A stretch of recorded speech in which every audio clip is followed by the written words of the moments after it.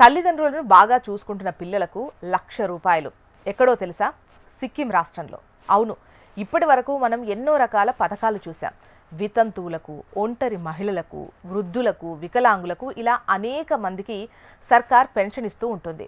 కానీ వృద్ధ తల్లిదండ్రుల వద్ద నుంచి పిల్లలు ఆ పెన్షన్ కొట్టేసి లాక్కొని వారిని ఏకాకులు చేసే సందర్భాలు మనం కోకొల్లలు చూసాం.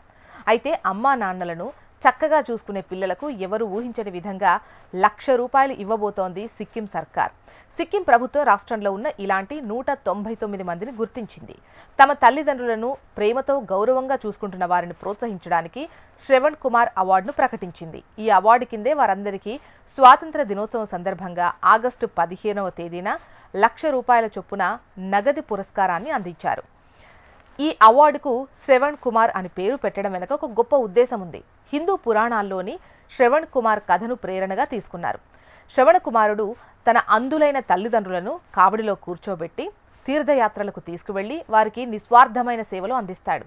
ఈ కథ తరతరాలుగా పిల్లలకు తల్లిదండ్రుల పట్ల ఉండాల్సిన బాధ్యతను, గౌరవాన్ని తెలియజేస్తుంది. ఈ విలువలను నేటి సమాజంలో కూడా పెంపొందించాలి అనే లక్ష్యంతో సిక్కిం ముఖ్యమంత్రి ప్రేమ్ సింగ్ తమాంగ్ ఈ పురస్కారాన్ని ప్రవేశపెట్టారు.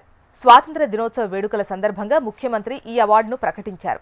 ఇక ఇప్పటి నుంచి ప్రతి సంవత్సరం ఆగస్టు 15న ఈ అవార్డును అందజేస్తారు. ఈ పథకం కింద సిక్కింలో ఉన్న ప్రతి గ్రామ పంచాయతీ యూనిట్ నుంచి ఒకరిని ఎంపిక చేస్తారు. దీనివల్ల మొత్తం 199 మందికి ఈ పురస్కారం లభిస్తుంది. అయితే ఎంపికైన ప్రతి ఒక్కరికి ₹1,00,000 నగదు బహుమతి అందిస్తారు. ఈ అవార్డు కోసం అభ్యర్థులను ఎంపిక చేసే బాధ్యతను గ్రామీణాభివృద్ధి శాఖకు అప్పజెప్పారు. వృద్ధ తల్లిదండ్రులను వృద్ధాశ్రమాల్లో వదిలేస్తున్న ప్రస్తుత సమాజంలోని ఒక ఆందోళనకరమైన ఆధునిక వాస్తవాన్ని ఎదుర్కోవడానికి ఈ అవార్డు ఒక మార్గమని ముఖ్యమంత్రి అన్నారు.